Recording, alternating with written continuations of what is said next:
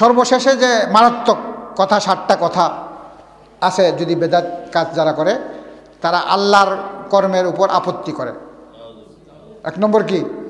কারণ আপনি আল্লাহ বলছে এটা, আপনি বলবেন না আপনারটা ঠিক না, আমাদেরটা ঠিক, তাহলে আল্লাহর কর্মের উপর আপত্তি করা হচ্ছে কিনা। 2 নম্বর হচ্ছে রসুলের আদর্শের উপর আপত্তি করা হচ্ছে, রসুলের আমলের উপর আপত্তি করা হচ্ছে। 3 নম্বর হচ্ছে সাহাবাদের আমলের উপর আপত্তি করা হচ্ছে, মানে সাহাবারাও ঠিক করেনি, আমরা ঠিক করতেছি। সাহাবারা সহবারত করে নাই, কিন্তু আমরা সহবারত করে একবার তাদেরকে ফেল করে দিতেছি। সাহাবারা ঈদে মিলাদুন্নবী করে নাই, আমরা কি করতেছি? ঈদে মিলাদুন্নবী এটা করতেই হবে। এটা যারা করে, তারা যারা না করে তাদেরকে আবার কাফেরও বলে, কি বলে। এবং যারা সহি হাদিসের অনুসারী তাদেরকে গালি দেয় আহলে হদস, এবং কটাক্ষ করে সুন্নত নিয়া। সুন্নত তো নিজে মানতেছে না, রসুলের হাদিসের যদি কেউ বিদ্রুপ করে, কটাক্ষ করে, হাদিস নিষেধ করে মানার জন্য, তাহলে তার ইমানই থাকবে না। তার কি করতেছি না আমি, ভালো কথা আমি করতেছি না, তুমি আরেকজন নিজেও করো না, আরেকজনের বাধা দিচ্ছ, রসুলের আদর্শ থেকে বাইর করার চেষ্টা করতেছ। কিয়ামতের দিন কালকে আল্লাহর সামনে তোমাকে দাঁড়াতে হবে, জবাব দিতে হবে যদি তওবা না করো। তওবা যদি করো আলহামদুলিল্লাহ। 5 নম্বর হচ্ছে কোরআনের উপর আপত্তি। কোরআনের উপর কি? কিন্তু সবচেয়ে বড় কোরআন আল্লাহ তাআলা পরিপূর্ণ, আলিয়াউমা আকমালতু লাকুম দীনাকুম, কোরআনটা পরিপূর্ণ, দুনিয়া ও আখিরাতের সমস্ত কল্যাণের কথা আল্লাহ তাআলা বলে দিয়েছেন, ব্যাখ্যা করে বিস্তারিত।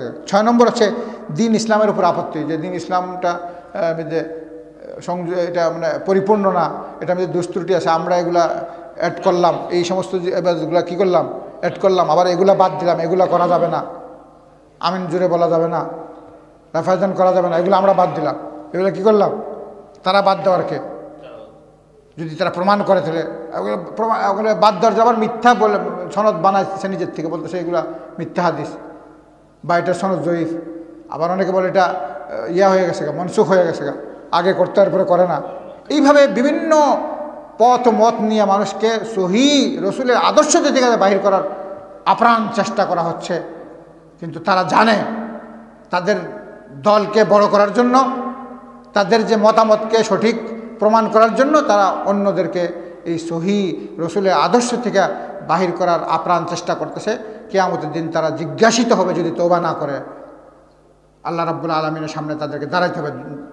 ভয় করার দরকার তাদের, যে একদিন আমাকে মরতেই হবে। কিভাবে আমি রসুলের শাফাত ছাড়া যেখানে যাওয়া যাবে না, রসুলের আদর্শের থেকে মানুষকে কিভাবে আমি নিষেধ করতেছি। আমার তো উচিত ছিল যে রসুলের সুন্নতের প্রতি মানুষকে উদ্বুদ্ধ করা, মানুষকে আহ্বান করা, সেখানে আমি নিষেধ করতেছি।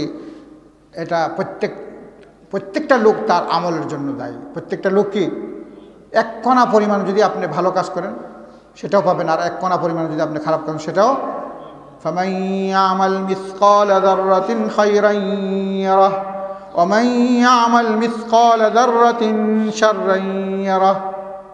আল্লাহর ঘোষণা, ফাইনাল ঘোষণা কিয়ামত পর্যন্ত। 7 নম্বর হচ্ছে মুমিন ও মুত্তাকিন, যারা সহি আকীদার, তাদের আমলের উপরও আপনি আপত্তি করতেছেন। কি করতেছেন? আপত্তি করতেছেন। এই জন্যই আল্লাহ রাব্বুল আলামিন বলে দিয়েছেন, শেষ আয়াত পরে আমি শেষ করছি আমাদের আজকের আলোচনা। সেটা হচ্ছে আল্লাহ তাআলা বলতেছেন সূরা আল ইমরানের 105 এবং 106 এবং 107 নম্বর আয়াত, আউযু বিল্লাহি মিনাশ শাইতানির রাজীম ولا تكونوا كالذين تفرقوا واختلفوا من بعد ما جاءهم البينات وأولئك لهم عذاب عظيم يوم تبيض وجوه وتسود وجوه فأما الذين اسودت وجوههم أكفرتم بعد إيمانكم فذوقوا العذاب بما كنتم تكفرون وأما الذين ابيضت وجوههم ففي رحمة الله هم فيها خالدون। আল্লাহ তাআলা বলতেছে, তোমরা ইহুদিদের মতো, খ্রিস্টানদের মতো, মুশরিকদের মতো বিভিন্ন দলে বিভক্ত হয় না।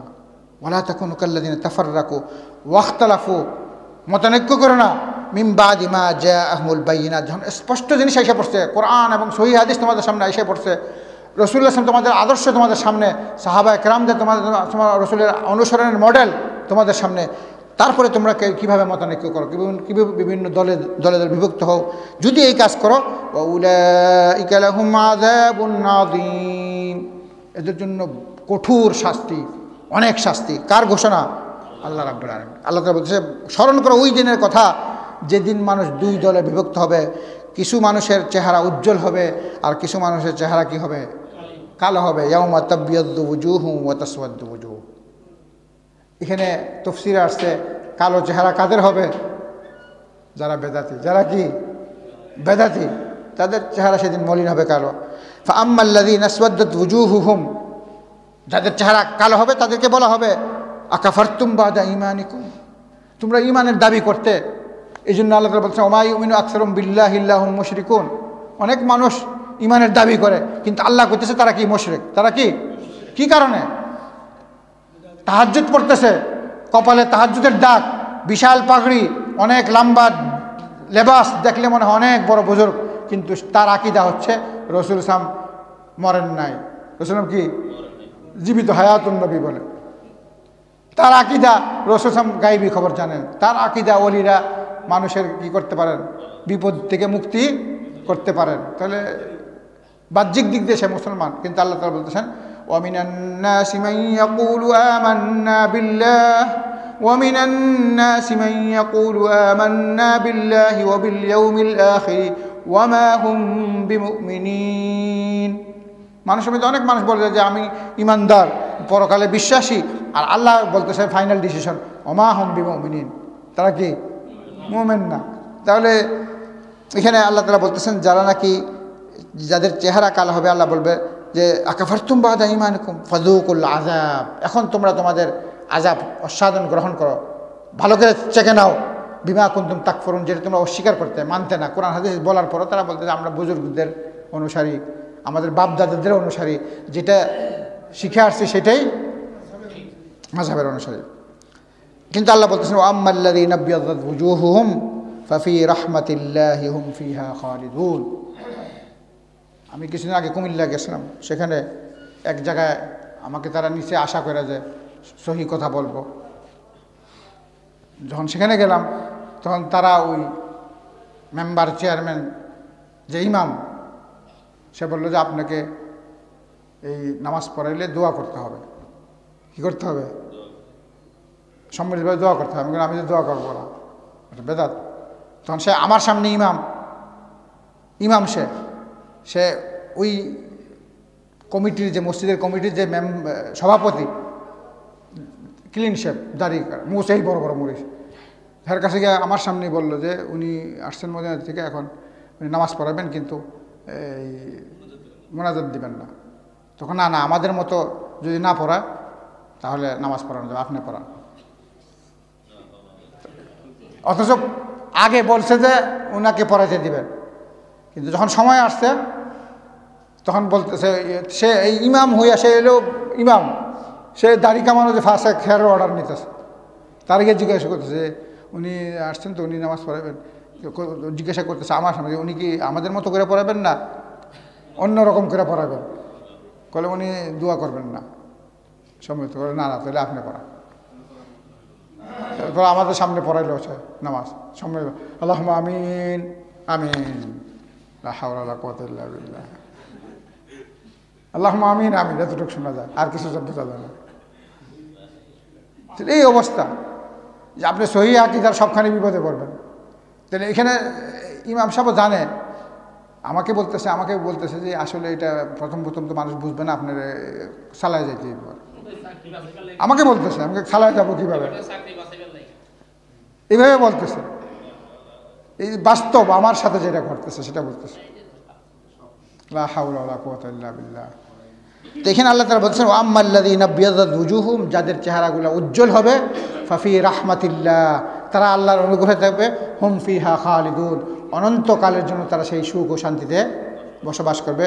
মহান রাব্বুল আলামিনের দরবারে আমরা দোয়া করি আল্লাহ তাআলা যেন আমাদেরকে সহি কোরআন ও হাদিস বুঝার, আমল করার এবং সকল ধরনের বেদাতকে বর্জন করার এবং শিরক থেকে দূরে থাকার এবং পরিপূর্ণভাবে রাসূলুল্লাহ সাল্লাল্লাহু আলাইহি ওয়াসাল্লামকে ইমাম হিসাবে গ্রহণ করার, ওনাকে সম্মান দেওয়ার, ওনাকে সর্বাগ্রে রাখার এবং ওনার পরিপূর্ণ আদর্শ মেনে চলার জন্য মৃত্যু পর্যন্ত আল্লাহ তাআলা আমাদেরকে তৌফিক দান করেন এবং এই উসিলা আমাদের জীবনের সমস্ত গুনাহ যেন মাফ করে দেন এবং আল্লাহ তাআলা যেন আমাদেরকে কাল কিয়ামতের দিন রাসূলুল্লাহ সাল্লাল্লাহু আলাইহি ওয়াসাল্লামের শাফাত দান করেন এবং বিনা হিসাবে বিনা আযাবে জান্নাতুল ফিরদাউসে যাওয়ার তৌফিক দান করেন। ওয়া সাল্লাল্লাহু আলা নবিয়িনা মুহাম্মদ ওয়া আলা আলিহি ওয়া আসহাবিহি আজমাইন বিরহমাতিকা আরহামার রাহিমিন। প্রশ্ন আছে। জি, প্রশ্ন পড়েন। প্রশ্নটা জুড়ে পড়ে শোনান। একজন অন্যজনকে 6 লক্ষ টাকা মতো লোন দিয়েছিল ব্যবসা করার জন্য। প্রায় 1 বছর একটি কমিশন দিয়েছে সাধ্যমতো, কিন্তু ব্যবসা ক্রমান্বয়ে লসের মুখ দেখতে থাকে। এর মধ্যেও 6 লাখ টাকার মধ্যে প্রায় 3 লক্ষ টাকা পরিশোধ করতে সক্ষম হয়েছেন, কিন্তু তারপর এখন ব্যবসা প্রায় দেউলিয়ার পথে। এখন তার কমিশন বা আসল কোনোটাই দিতে সক্ষম নয়। এমতো অবস্থায় সমাধান কি? ব্যবসা, শরিকি ব্যবসা যেটা, সেটা নিয়ম হচ্ছে যে লাভ এবং লোকসান দুটোটাতে শরিক হতে হবে। যদি শরিকি ব্যবসা হয় তাহলে কি প্রফিট অ্যান্ড লস দুটোটার মধ্যে। তো সেই ক্ষেত্রে যদি সত্যিকারভাবে যদি এটা লস হয়ে থাকে তাহলে দুজনের সমান অ্যামাউন্ট অনুযায়ী লস হবে দুজনের। কিন্তু সে যদি দাবি করে না আমার টাকা পুরা দিতে হবে, তাহলে সেটা সুদ হয়ে যাবে। কী হয়ে যাবে? সুদ। একজনকে আপনি 10 লক্ষ টাকা দিচ্ছেন, সে বলছে যে আপনাকে এই পার্সেন্টেজে আমি লাভ দেব। তো যখন লাভ আসবে, যখন লাভ আসলো না, যে ব্যবসা করতে তারও মূলধন লসে চলে গেল, তো আপনারটাও সেই অ্যামাউন্ট অনুযায়ী লসে যাবে। সেখানে আপনি আপত্তি করতে পারবেন না, কারণ যদি আপনি সুদ খান এটা অন্য ব্যাপার। আর যদি সত্যিকারভাবে আপনি শরীয়তসম্মত ব্যবসায় যান, তাহলে আল্লাহ তাআলা বলছেন আহাল্লাল্লাহুল বাই'a ওয়া হাররামার রিবা, বেচা কিনা আল্লাহ তাআলা হালাল করছেন। আর সুদ কি? সুদ হচ্ছে যে একজনকে টাকা দিয়ে সাহায্য করার পর বাড়তি টাকা নেওয়া। কিন্তু ব্যবসা হচ্ছে সমান, আপনি যেই টাকা দিবেন এই টাকার মধ্যে যদি লাভ আসে সে লাভ নেবেন, আর এই টাকার পরিমাণ অনুযায়ী যদি লস আসে তো সেই লসটাও আপনাকে নিতে হবে। আল্লাহ তাআলা আমাদের দুনিয়াটা ক্ষণস্থায়ী, সর্বক্ষেত্রে আল্লাহর আদেশ নিষেধ মেনে চলার তৌফিক দান করেন। টেলিফোনে বিয়ে এবং কোর্ট ম্যারেজ বিয়ে এগুলো জায়েজ আছে কিনা বা শরীয়তের দৃষ্টিভঙ্গি কি? আমরা তো আগেও বলছি যে টেলিফোনে বিয়ে, যদি বিয়ের 5টা রুকুন আছে, সেই রুকুনটা যদি টেলিফোনের মাধ্যমে বাস্তবায়ন করা বিয়ে হবে। কিন্তু কোর্ট ম্যারেজের মধ্যে সেখানে প্রশ্ন আছে, যদি মেয়ের ওলি না থাকে, লা নিকাহা ইল্লা বিওয়ালিয়্যিন, মেয়ের ওলি লাগবে, ওলি ছাড়া কোনো বিয়ে নেই। কিন্তু ছেলের ক্ষেত্রে কোনো ওলির দরকার নেই। পাত্র যে সে নিজেই বিয়ে করতে পারে, কিন্তু যে পাত্রী তার জন্য তার অভিভাবক লাগবে। অভিভাবককে তার পিতা, তার ভাই, তার ছেলে, যে কোনো একজন মাহরাম পুরুষ যে বিয়ে দিবে। এরকম যদি ওলি না থাকে, তখন যদি ওলির অনুপস্থিত থাকে, তাহলে যদি কাজী যদি সেই দায়িত্বটা নেয়, ওলির দায়িত্ব, তাহলে চলবে। কিন্তু ওলির দায়িত্ব যদি না নেয় তাহলে সেটা বিয়ে হবে না। বিয়ের যে রুকুন সেটা হচ্ছে সঠিক পাত্র, সঠিক পাত্রী 1 নম্বর। 2 নম্বর হচ্ছে কবুল, ইজাব কবুল। 2 নম্বর হচ্ছে ইজাব কবুল। 3 নম্বর হচ্ছে মোহর নির্ধারণ করা, মোহর নির্ধারণ করা। 4 নম্বর হচ্ছে কি 2জন সাক্ষী থাকা। 5 নম্বর ওই দিন বলছিলাম কি, মেয়ের ওলি থাকা। কার ওলি থাকা? মেয়ের ওলি। এই 5টা রুকুন যদি টেলিফোনের মাধ্যমে সম্ভব হয় তো বিয়ে হবে। সেটা যদি স্কাইপেও হয়, আর সেটা যদি উকিলের মাধ্যমে হয়, সেটা সম্ভব। আর এই 5টা জিনিস যদি সম্ভব না হয় তাহলে বিয়ে হবে না। উপস্থিত 2জন সাক্ষী থাকতে হবে, ওলির অনুমতি লাগবে, পাত্রপাত্রের ইজাব এবং কবুল লাগবে, মোহর নির্ধারণ করতে হবে। এই কাজটা যদি টেলিফোনের মাধ্যমে সম্পন্ন করা যায়, অথবা স্কাইপের মাধ্যমে, অথবা এটা যদি উকিলের মাধ্যমে করা হয়, তো বিয়ে হয়ে যাবে। আল্লাহ তাআলা আমাদের সবাইকে শরীয়তের সমস্ত বিধান মেনে চলার তৌফিক দান করুন। মানুষের মৃত্যুর পর কবরের আযাব সশরীরে হবে না আত্মার আযাব হবে? আত্মার আযাব হবে সেটা কিভাবে? অনেক সুন্দর প্রশ্ন। আমরা জানি যে মানুষ মারা যাওয়ার পর সে বারজাখ জগতে চলে যায়। সেটাকে কি বলা হয়? বারজাখ জগৎ। তো সেই বারজাখ জগতের কর্মকাণ্ডটা আল্লাহ রাব্বুল আলামিন সর্বশক্তিমান। আল্লাহ তাআলা কি সর্বশক্তিমান? আল্লাহ রাব্বুল আলামিন তাকে তার রূহের মধ্যে শাস্তি দিতে পারেন, তার শরীরেও শাস্তি দিতে পারেন, দুটোটাই সম্ভব। এবং দুটোটা দিয়ে শাস্তি হয়। রুহটা থাকে, যদি সে দিনদার হয় তো তার রুহ থাকবে ইল্লিয়িনে, কাল্লা ইন্না কিতাবাল আবরারি লাফি ইল্লিয়িন। নেককারদের রুহটা কোথায় থাকবে? ইল্লিয়িনে, সেখানে সুখ ও শান্তিতে থাকবে। কিন্তু কবরের সাথে একটা কানেকশন থাকে, তো শরীর, কবর এবং ইল্লিয়িন দুটোটা মিলায় তার সুখ শান্তি থাকে। ঠিক তেমনিভাবে যদি কোনো লোক অপরাধী হয়, তারটা থাকে কাল্লা ইন্না কিতাবাল ফুজ্জারি লাফি সিজ্জিন, সেটা 7 জমিনের নিচে। সেটা কি? এবং সেটাতে আযাব হয়, সেটা রূহ এবং শরীর দুটোটা মিলাই হয়। এবং এটা আল্লাহর জন্য কোনো অসম্ভব না। আমরা যদি আমাদের আকলে নাও ধরে তো বিশ্বাস আনতে হবে, ঈমান আনতে হবে। কবরের আযাব সত্য, কবরের আযাব বলা হয়েছে, সেটা তাহলে কবরেই হবে। কোথায় হবে? কবরেই হবে। সে এখন একটা লোক বলতে পারে যে আমি যদি একটা লোককে পুইরা ছাই কইরা সমুদ্রে ভাসায় দিই, তা আল্লাহ তাআলা সর্বশক্তিমান, তার সমস্ত কণিকাগুলা, তার সমস্ত অংশগুলাকে আবার কি একত্রিত করে তার নির্দিষ্ট কবরের মধ্যে নিয়ে আসতে পারে। তাহলে অসম্ভবের কিছুই নাই। আল্লাহর যে বিধান সেটাই কার্যকরী হবে, সেটাই কার্যকরী হবে। আল্লাহ তাআলা আমাদের সবাইকে কবরের আযাব থেকে রক্ষা করুক এবং আমাদের কবরকে জান্নাতের টুকরা বানায় দেয়। সাল্লাল্লাহু আলা নবিয়িনা মুহাম্মদ ওয়া আলা আলিহি ওয়া সাল্লাম। এই আমি প্রতিদিন সকালে ঘুম থেকে উঠে নামাজ পড়ি 2 রাকাত নফল নামাজের। তখন আমি 100 বার করে সুবহানাল্লাহ 100 বার, আলহামদুলিল্লাহ 100 বার, আস্তাগফিরুল্লাহ 100 বার। এটা কি বিদআত? কোনো অসুবিধা নেই, এটা উন্মুক্ত, আপনি অন্য সময় পড়েন। এখন আমরা অনেক সময় মসজিদে গেলে অন্য ভাইয়ের সাথে মিশে দাঁড়াতে চাই, উনি মিশে না। এই অবস্থায় আমি মিশে দাঁড়াতে চাই, নামাজের সময় যখন দাঁড়াই অন্য ভাইয়ের সাথে মিশে দাঁড়াতে চাই, তো আপনি মিশবেন, আপনি উনি তো মিশতে চায় না।